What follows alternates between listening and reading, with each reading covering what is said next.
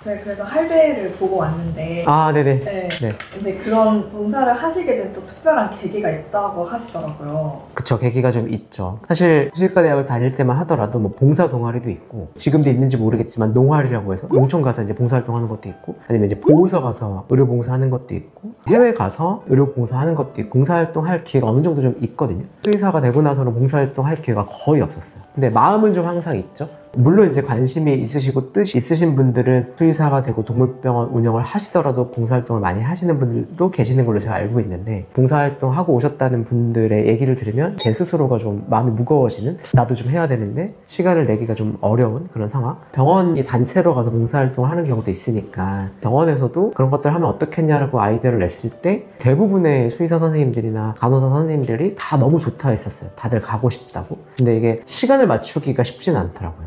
특히나 이제 저희는 24시간 병원이고 쉬지 않는 병원이다 보니까 단체로 시간을 맞춰서 전체 인원이 가서 봉사활동을 하는 게 좀 쉽지는 않아서, 또 우리 병원에 몇몇 분들만 좀 간헐적으로 봉사활동을 하고 계신 걸로 좀 알고 있었고, 그래도 수의사를 오래 했는데 의료봉사활동을 좀 해보고 싶다라는 생각은 항상 가지고 있었던 것 같아요. 근데 실제로 실행을 옮기기에는 쉽지 않았었고, 그러던 중에 제가 개인적으로 10년 이상 알고 지냈던 분이고 평상시에도 굉장히 훌륭한 분들을 제가 알고 있는데, 예전부터 그분이 보호소나 이런 데 후원을 진심으로 많이 하시는 분들을 제가 알고 있긴 했었거든요. 참 대단한 분이다 라는 생각을 하고 있었는데, 우연히 대화 중에 그분께서 보호소를 직접 개설을 했다고 하시더라고요. 기존에 하고 있던 후원 활동을 더 적극적으로 이어나가고 계시다는 말씀을 듣고, 제가 그 자리에서 그냥 한번 꼭 가고 싶다, 저뿐만 아니라 저희 병원 선생님들도 한번 단체로 가서 의료봉사활동을 하고 싶은데 날짜 한번 잡아서 가도 되겠냐 하니까 너무 좋아하시죠. 이제 대표님이 너무 좋아하시고 꼭 그런 시간이 왔으면 좋겠다라고 말씀을 해주셨어요. 저는 어쨌든 약속을 한 거니까 실제로 조금 계획을 세워야 되니까 생각을 좀 해봤어요. 그러니까 저희 병원 뭐 수의사 몇 명이 혹은 간호사 선생님 몇 명이 가가지고 실질적인 의료봉사활동을 어떤 걸 할 수 있을까라고 생각을 했는데, 물론 저희가 할 수 있는 것들이 좀 많이 있겠죠. 근데 이제 보통의 의료봉사활동이다라고 하면 아무리 수의사라고 하더라도 병원 밖을 벗어나면 저희가 할 수 있는 게 많이 없거든요. 예를 들면 신체 검사를 한다던가 청진기를 가지고 청진을 한다던가 눈으로 보일 수 있는 유관 검사를 하는 거는 가능하지만, 실질적으로 그것만으로 아이들의 뭐 건강 상태를 확인한다던가 의료적인 행위를 하는 것들은 굉장히 조금 한계가 좀 있긴 하거든요. 그리고 이 병원 밖을 나가서 적극적인 의료 활동을 하는 것 자체도 사실 법적으로 그렇게 자유로운 문제는 아니긴 해요. 그래도 저희가 수의사고 간호사고 동물병원에서 일하는 관련 업계 종사자인데 조금 더 의미 있는 의료봉사활동을 해보는 건 어떨까 고민을 하게 좀 됐고요. 병원 내에서 할 수 있는 의료적인 행동과 병원 밖에서 할 수 있는 의료적인 행동의 차이가 너무 커서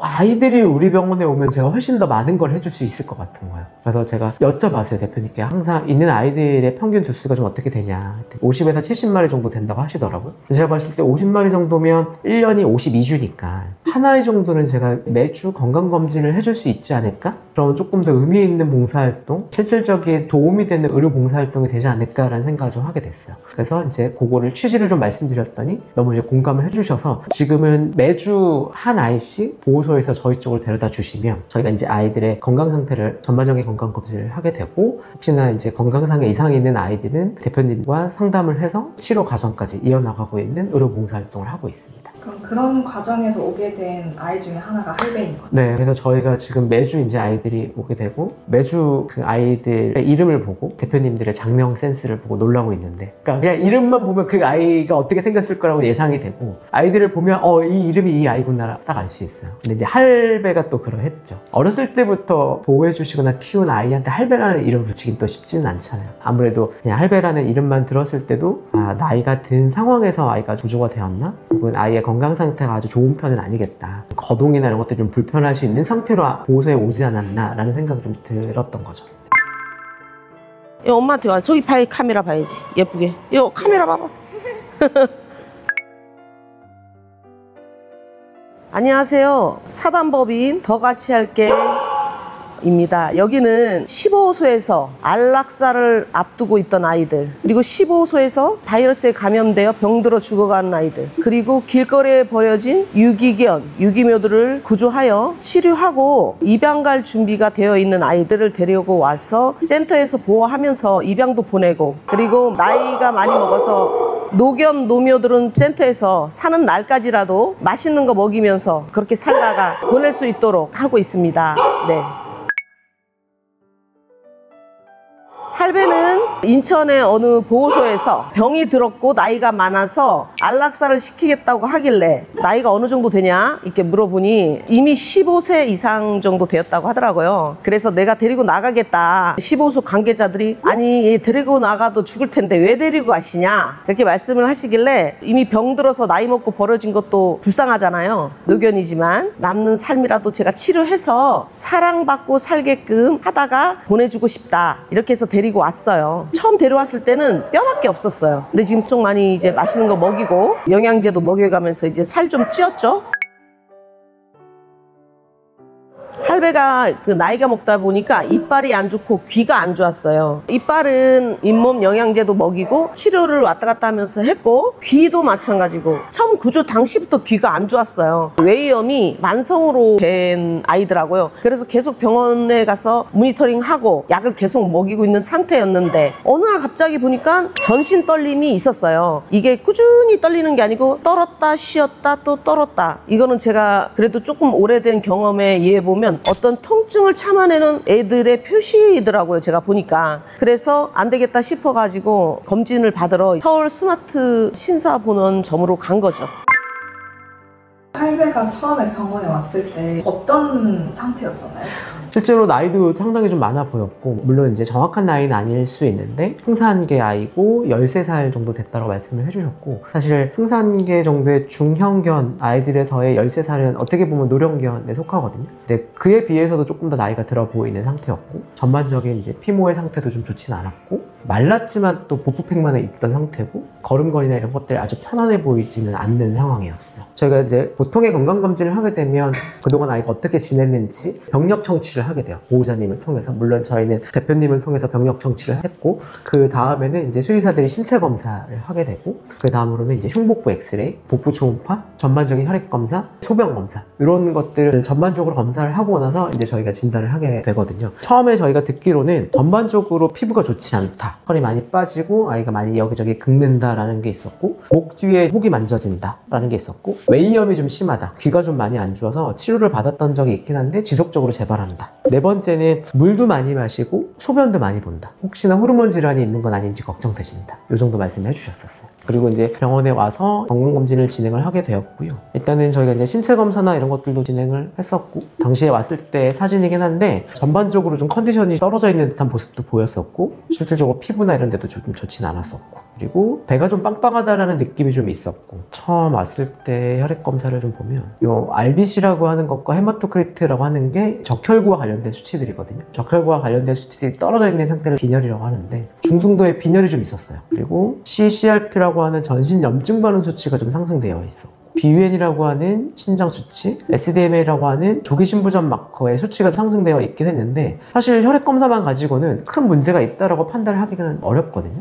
할배는 혈액 검사만 했다라고 하면 저희가 아이가 아픈 원인을 확인하지는 못했을 것 같은 상황이었어요. 당시 엑스레이 사진을 보면 아마 보시는 분들이 의학적인 지식이 없더라도 아, 이거 큰 문제가 있다라고 느끼실 정도일 것 같은데, 이게 복부 엑스레이 사진이거든요. 근데 보시면 복부의 절반 이상을 차지하는 종괴가 이렇게 있어요. 요만한 종괴가. 엄청난 혹이 몸 안에 있었던 거죠. 그래서 아, 몸 안에 지금 종양이 있다라고 의심이 되는 상황이었고, 이어지는 초음파 검사에서 아마도 비장 유래일 것으로 판단되는 종괴가 확인이 되었어요. 한 화면에 잘 잡히기 어려울 정도로 엄청나게 큰 종양이 확인이 되었고, 그 종양의 크기가 너무 커서 어느 장기 유래인지 확인이 어려울 정도였고, 아마 비장의 가능성이 제일 높고 간 유래의 종양일 수도 있겠다. 그리고 사실 콩팥, 신장이나 방광과 같은 다른 장기를 확인하기 어려울 정도로 매우 큰 종양이 있었기 때문에 정확한 상황을, 저희가 상태를 파악을 하려면 CT 검사가 필요한 상황이었어요. 그래서 일단 한번 고민을 하게 돼요. 어떤 고민을 하게 되냐면, 지금까지 진행된 혈액 검사나 엑스레이 초음파 검사까지만 하더라도 마취나 진정이 필요 없는 검사이기 때문에 사실 아이한테 무리가 되는 검사는 아니거든요. 근데 저희가 다음으로 계획하게 되는 CT 검사 같은 경우에는 검사 시간은 짧지만 아이가 움직이면 검사의 정확도가 떨어지기 때문에 때문에 진정이나 마취를 하고 하는 검사거든요. 사람과의 약간의 차이점이 있는 거죠. 사람들은 숨을 참고 잠시만 기다리면 되니까 보통의 CT 검사나 MRI 검사를 할 때는 마취가 필요하지 않는데, 동물병원에서 강아지나 고양이들 CT나 MRI 검사를 할 때는 반드시 진정이나 마취가 좀 필요하거든요. 근데 말씀드린 것처럼 할배가 나이가 좀 있고 전반적인 컨디션이 좀 떨어져 있는 상황인데, 그러다 보니까 이 CT 검사라는 거는 치료가 아닌 진단의 과정인데, 진단의 과정 중에 필요한 마취가 아이한테 좀 위험할 수 있다라는 위험성이 좀 있어요. 그러다 보니까 저희 입장에서도 이 종양이 어디 유래인지, 수술을 해야 되는 상황인지, 할 수 있는 상황인지, 혹시나 이렇게 종양이다라고 하면 악성 종양이어서 다른 장기로 침습되거나 전이된 건 아닌지, 이런 것들을 확인하려면 CT 검사가 필요한 상황이고, 그러려면 또 마취가 필요한데 나이가 있는 상태이고 전반적인 컨디션이 떨어져 있으니 아무래도 마취 중에 혹시라도 생길 수 있는 응급 상황이 있기 때문에 보호자님과 이때 좀 고민을 많이 하고 대화를 나눴던 것 같아요. 그렇기 때문에 대표님과 조금 더 상의를 했고, 기대 수명 자체가 길지 않을 걸로 예상이 되다 보니까 대표님께서 말씀은 다시 뭐 건강해지는 치료를 원해서 오신 건 아니고, 뭔가 해줄 수 있는 게 있는지 없는지 확인을 위해서 온 거고, 그래도 살아있는 동안 아이가 원하는 맛있는 거 좀 먹이다가 보내고 싶다, 충분히 좀 행복한 시간을 확보하고 싶다가 원하시는 거였어요. 그래도 이제 뭔가 해줄 수 있는 게 있다면, 긍정적인 방향으로 치료할 수 있는 게 있다면 그래도 마지막으로 해주고 싶다라고 말씀해 주셔서 저희가 좀 조심스럽게 말씀드리고 일단은 CT 검사까지는 계획을 했어요. 그래서 CT 검사하면서 세체 모이면 검사라고 하는 세포 검사까지 같이 진행을 했고, 말씀드린 것처럼 엑스레이 상에서도 전체적인 숲을 좀 보고 초음파 상에서 나무를 보는 건데, 더 큰 숲과 나무를 볼 수 있는 검사가 이제 CT 검사이거든요. CT 검사를 하게 되면 사람들의 CT 검사와 유사하게 이렇게 단면 검사가 나오게 됩니다. 그렇게 되면 이제 그동안 보이지 않았던 전신에 대한 평가가 가능하거든요. 정상적인 담낭과 간을 지나서 이 뒤쪽에 복각의 절반 이상을 차지하고 있는 종괴가 확인이 되었어요. 이 뒤에 이어지는 비장이라고 하는 장기에서 유래한 종양이 의심되는 상황이었고, 다행히 CT 검사상에서는 다른 장기로의 전이나 이런 소견이 보이지는 않았어요. 저희가 이제 CT 촬영을 하게 되면 내과와 외과 그리고 영상과 이렇게 분과 진료를 보고 있고, 분과 진료를 해주시는 영상 전공의 선생님들이 판독을 하고 이러한 소견서를 작성을 해주시거든요. 보시면 이러한 종양이 확인이 됐던 거예요. 그 크기가 거의 13cm가 넘어가네요. 세로 길이가, 가로 길이도 16cm 정도 되는 이러한 종괴가 확인되고, 이 정도의 크기를 몸 안에서 그동안 가지고 어떻게 생활을 했나 싶을 정도로 큰 종괴가 확인이 됐고요. 이런 소견을 가지고 복강 종괴를 저희가 확인했는데, 일단은 비장실질에서 유래한 단일 거대 종괴로 확인이 되었고, 아까 말씀드렸던 비장에서 유래하는 헤만지오살코마라고 하는 혈관 욕종 같은 경우에 사실 수술을 해주더라도 예후가 굉장히 좀 안 좋을 수 있거든요. 근데 그러한 특이적인 소견이 보이지는 않아서 일단은 크기는 크지만 양성 종양이 우선적으로 고려가 되긴 했었거든요. 다만 CT 검사를 가지고 양성과 악성을 완전히 구별을 하기는 좀 어렵기 때문에 세포나 조직 검사가 추천이 되는데, 조직 검사 같은 경우에는 수술을 해서 떼어낸 조직을 가지고 검사가 들어가는 거라 수술 전에 할 수 있는 세포 검사를 먼저 진행했고, 다행히 세포 검사에서도 양성이 일단 의심이 되었어요. 근데 저희가 이제 비장종양 같은 경우에는 양성이라고 하더라도 여기 소견서에 주신 것처럼 양악성 여부와 관계없이 종양이 워낙 크고, 양성이라고 하더라도 파열 가능성이 있고 주변의 인근 장기를 다소 변이를 시키는 양상이기 때문에 수술적 제거가 추천이 되는 상황이었어요. 그 외에 다른 소견들이 보이긴 했지만 다른 장기로의 침습 소견이라던가 수술을 절대 하지 못하는 다른 장기의 이상이 확인이 되지는 않는 상황이어서 다시 한번 이제 대표님과 말씀을 나눠서 수술 여부를 상담을 드렸고, 아무래도 악성 종양보다는 양성이 좀 의심이 되고 수술하고 나서 단기 또는 중기의 예후가 좋을 가능성이 높기 때문에 의료진 입장에서는 최대한 수술을 좀 하는 쪽으로 권해드렸죠. 어떻게 보면 수술 시간을 놓고 얘기했을 때 최대한 아이에게 손상을 적게 주기 위해서, 위험성을 줄이기 위해서 최대한 빠른 수술을 해야 되는 거 아니냐라고 생각하기 쉬운데, 사실 이 정도 크기가 되는 종괴는 일부러 좀 천천히 떼어내기도 하거든요. 무슨 얘기냐면 이 정도의 장기가 갑자기 몸 밖에서 나오게 되면 그동안 이제 혈액에 머물지 못했던 대형 혈관 내에 갑자기 혈액이 쏠리면서 저혈량성으로 쇼크가 올 수 있어요. 그렇기 때문에 몸 안에서 적응하는 시간이 필요하니까 종양 자체를 저희가 빠르게 제거할 수 있음에도 불구하고 일부러 천천히 꺼내면서 혈류량을 조금 확보를 해주고, 거기서 발생할 수 있는 저혈압이라던가 저혈량성 쇼크라던가 이런 것들도 저희가 모니터링을 하고 대응을 해가면서 해야 되는 수술이기 때문에 사실 의료진 입장에서도 걱정을 하고 경계를 하고 대비를 해야 되는 수술이었던 거죠. 근데 이제 대표님이 잘 결정을 해주셔서 저희가 이제 또 외과와 함께 상의를 해서 수술을 계획을 하게 되었어요. 실제로 수술했을 당시의 사진인데요. 개복을 하고 나서 종괴가 이 정도 크기. 손보다도 훨씬 더 큰 종괴인 거죠. 양손을 합친 것보다 더 큰 종괴가 나와 있고 배 안에 있을 때 모습이고 요거를 제거하고 나서 이런 식으로 비장이라고 하는 장기의 특정 부위에서 유래한 종괴가 확인이 되었어요. 크기가 보면 한 18cm 정도 될 것 같아요. 종괴 자체의 크기는. 수술하고 나서 보면 수술 범위가 굉장히 넓습니다. 종괴 자체의 크기가 크기 때문에 수술 범위도 굉장히 좀 넓습니다. 이 종양이 양성 종양인지 악성 종양인지 여부가 굉장히 중요해요. 그렇기 때문에 떼어낸 종양을 가지고 조직 검사를 의뢰를 하게 되고 보통 이제 조직 검사 결과가 나오는데 짧으면 5일에서 7일, 길면 한 열흘 정도 걸릴 수도 있거든요. 저희 같은 경우에는 해외 랩으로 실험실로 조직 검사를 보내게 되고 그 검사 결과가 나오기 전까지는 일단 수술에 대한 회복을 목표로 입원 처치를 유지를 하게 되죠. 실제로 할배는 수술 후에 수혈도 한번 저희가 진행을 했어요. 왜냐면 기존에도 좀 빈혈이 있었고 워낙 큰 장기를 떼어놨기 때문에 전체적인 혈량이 좀 부족해질 수 있거든요. 그러면서 빈혈이 더 심각해질 수 있고 그게 이제 환자의 회복에 도움이 되지 않기 때문에 저희가 수혈도 한번 또 진행을 했고요. 그리고 수술 중에 발생할 수 있는 아까 말씀드렸던 저혈압이나 저혈량성 쇼크 이런 것들을 통해서 다른 장기의 2차적인 손상이나 데미지가 올 수 있거든요. 그런 것들에 대한 모니터링도 저희가 잘 했고 다행히 그런 것들이 확인되지 않아서 저희의 기대보다 훨씬 더 아이가 잘 회복을 해줬어요. 그리고 이어져서 참고삼아 드리면 외과 쪽에서는 수술을 하게 되면 이러한 수술 기록지를 또 작성을 해주세요. 이런 식으로 아이의 상태는 어땠는지 수술 전에 어떤 상태에 있었는지 개복 수술 과정 중에 혹시나 특이사항은 없었는지 이런 것들을 기록을 또 외과 쪽에 해주시거든요. 수술 중에 다행히 큰 이상이나 문제는 없었고 처음에는 아무래도 큰 수술을 받았기 때문에 잘 움직이거나 이런 것들도 좀 어렵고 식욕도 좀 떨어져 있었는데 이제 회복할 때 보면 할배가 8월 23일 날 수술했거든요. 이 영상은 수술하고 3일 후인 8월 26일 날 영상이에요. 입원 중에 잠깐 나와서 산책을 하는 모습인데 잘 회복을 해줬어요. 건강해. 네. 기운이 있어 보여.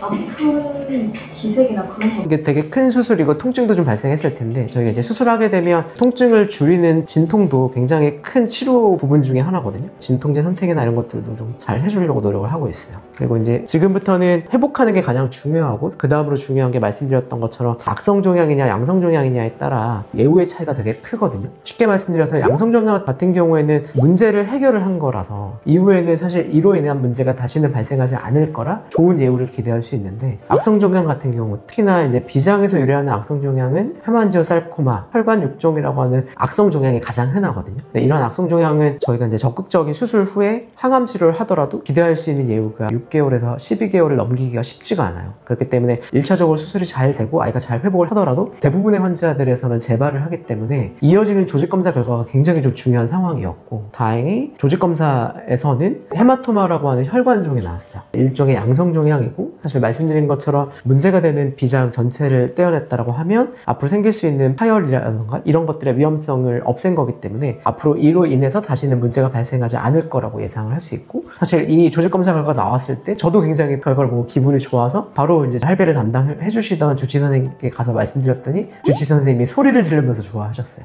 그리고 막 바로 대표님 엄청 좋아하시겠다라고 하면서 대표님께 바로 전화 드려서 결과를 안내를 드렸었죠. 그리고 할배가 수술한 지 일주일 차가 되는 8월 30일 날 일주일 동안 입원을 하고 이 정도면 이제 보호소로 돌아가서 관리를 해주셔도 충분히 잘 회복을 할 수 있겠다라고 판단이 되어서 퇴원을 했고요. 퇴원 날짜로부터 일주일 정도 후에 와서 아이 건강한 모습도 저희가 확인했고 혈액 검사도 잘 회복하고 있는 거 봤고 수술 부위 실밥도 다 풀고 보호소로 돌아갔습니다. 사실 저희가 보호소에 가서 봉사활동을 하면서 할배를 만났다면 저 역시나 피부나 귀나 이런 데만 좀 집중을 했을 것 같아요. 그리고 워낙 눈으로 봤을 때 아이가 좀 나이가 있어 보이고 비장종양은 거의 증상이 없는 게 증상이거든요. 특이적인 증상이 없어요. 그냥 컨디션이 좀 떨어질 수 있고 다만 이 부분이 복강의 장기를 엄청 누르기 때문에 불편함을 좀 보일 수 있고 언젠가 파열이 됐을 때 응급 상황이 유발될 수 있는 시한폭탄 같은 느낌이 있는 거지 수의사라고 하더라도 눈으로 봤을 때는 절대 진단을 하지 못했을 건데 좋은 시기에 병원에 아이가 이제 내원을 해줘서 엑스레이, 초음파, CT 검사 등을 통해서 이제 진단을 할 수 있었고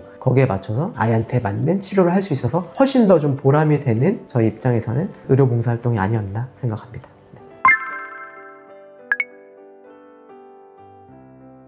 아우 정말 아이를 맡겨놓고 돌아오는 길에 정말 힘들었고 아이 수술 동의서에 수술 사인을 해야 하잖아요. 수술 도중에 잘못될 수도 있습니다라는 얘기를 들으면서 그 사인을 하는데 손이 덜덜 떨리더라고요. 그리고 사인하고 나왔는데 우리 할배가 이제 잠깐 저하고 면회 시간에서 제가 할배야 수술 잘 받아야 돼 하면서 나와서 엘리베이터를 타는데 할배가 막 쫓아오는 거예요. 그러니까 아이는 우리 엄마 왜 날 안 데리고 가지? 이런 거예요. 근데 너무너무 힘든 수술이라 어쩌면 우리 아이랑 이게 마지막일 수도 있겠구나라는 그 마음이요. 그래서 돌아오는 차에 내 1시간 반 정도면서 계속 울었던, 네, 이제 웃으면서 지금은 얘기하지만 그런 기억이 있습니다.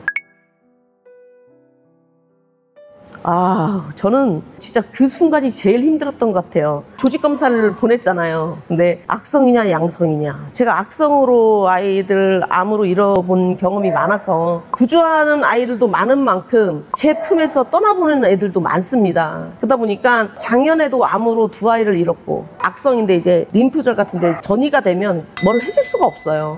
그래서 마지막 가는 길까지 지켜보는 일이 한두 번이 아니기 때문에 내가 또 이 아이를 그렇게 보낼 수도 있겠구나 생각했는데 그날 전화가 오셨는데 양성이라고 해가지고 정말 너무 감동이고 너무 감사하고 이 아이를 또 아껴주시는 봉사자님들이 꽤 계세요. 전화를 그날 한 10통은 더 돌렸나 봐요. 걱정해 주시는 분들이 많기 때문에 그분들한테 일일이 통화를 하면서 전화기 너머로 다들 울더라고요. 너무 잘 됐다고. 네. 여기 바로 이 자리에 앉아서 아이를 끌어안고 장하다 하면서 엄청 울었죠, 그날도. 근데 그게 기쁨의 눈물이고 너무너무 기쁨의 눈물을 흘렸습니다. 지금은 고질적인 피부, 나이가 들면은 피부가 약해지다 보니까 피부 문제가 좀 있긴 하지만 전반적으로 건강하고 누구보다도 밥도 잘 먹고 어떤 젊은 아이들보다도 간식에 집착이 많고 네, 아주 좋습니다. 노견이라 어디 입양 보내긴 그렇고요. 또 할배 같은 경우는 계속 모니터링을 해야 하기 때문에 제 옆에서 1인 케어를 받는 게 가장 안전하고 이미 또 이 아이는 이 아이들하고 같이 어울려서 지금 거의 2년 가까이 살았기 때문에 여기가 집이고 여기 애들이 가족이고 네, 그렇습니다. 저희 아이들이 매주 화요일 날 중성화 수술도 무료로 받고 건강검진도 받고 이런 감사한 혜택을 누리고 있습니다. 근데 정말 의료진 분들에게 항상 감동인 게 너무 친절하세요. 진짜 가운을 입은 수의사 선생님이 막 엘리베이터 앞에 서너 분씩 막 서 계세요. 저희 애들 딱 데리고 갈 때 그런 것도 너무 감동이고 정말 작은 거 하나에 와 뭔가 다르구나 어떻게 저럴 수 있지? 그런 생각까지 들 정도로 너무 놀랐고 심지어 이동해 주셨던 이도봉사자님도 이게 무료봉사로 해주시는 거 맞냐고 너무 놀라시더라고요. 의료진 분들과 그리고 간호사 선생님들께 정말 진심으로 감사드립니다. 우리 할배가 이제 살한 나이로 치면 거의 지금 90살이 다 돼가는데 또 요즘은 100세 시대라고 그럴 때잖아요. 약도 좋아졌고 의료기술도 좋아졌고 특히나 또 우리 스마트 병원이 있어서 할배가 또 아픈 쪽으로 이제 데려갈 수도 있고 그래서 모든 기원들 모든 염원들을 담아서 우리 할배가 앞으로 한 5년만 제 옆에서 건강하게 살았으면 좋겠습니다.